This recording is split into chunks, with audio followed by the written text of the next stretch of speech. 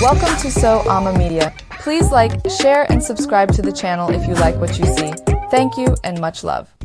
So sit back, relax, kick your feet up, and most of all enjoy. Much love. In a myth from the Khoikhoi tribe of South Africa, Ganab had come to take several villagers away to the afterlife during a terrible drought.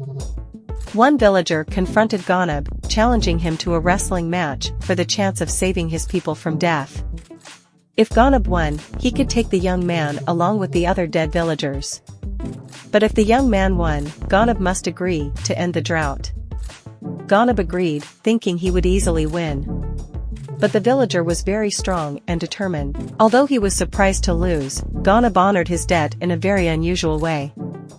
Since he could not produce rain, Ganab called on the more powerful gods to turn the young wrestling champion into a rain god named Suigob, and he was given the power to bring rain to save his village.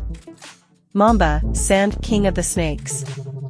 The San people of the Kalahari Desert believe that in ancient times King Mamba owned all the cattle in the country.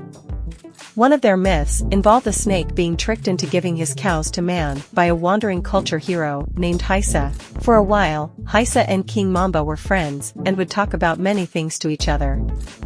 One day, Haisa suggested that he would like to earn a few of the cows for himself. King Mamba needed a pen to keep his cattle from wandering off. Haisa built the pen, and when he was finished, he asked Mamba to give him a few cows in return.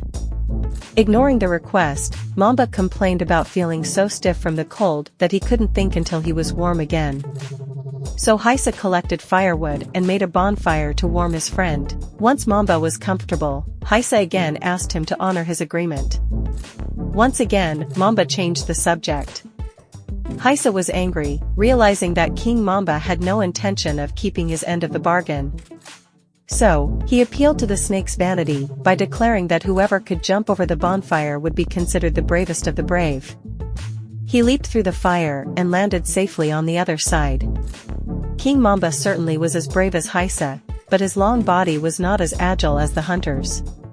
The great snake landed in the flames and burned until there was nothing left but cinders. Haisa was left with all of King Mamba's cows, neatly herded into the brand new cow pen he had built.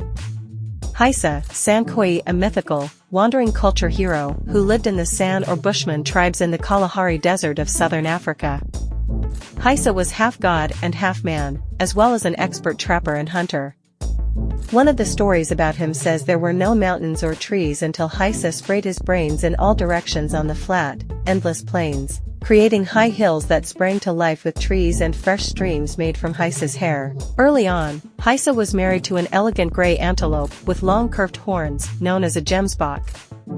Haisa learned to harvest honey from beehives, which he brought to his gemsbok wife as a treat.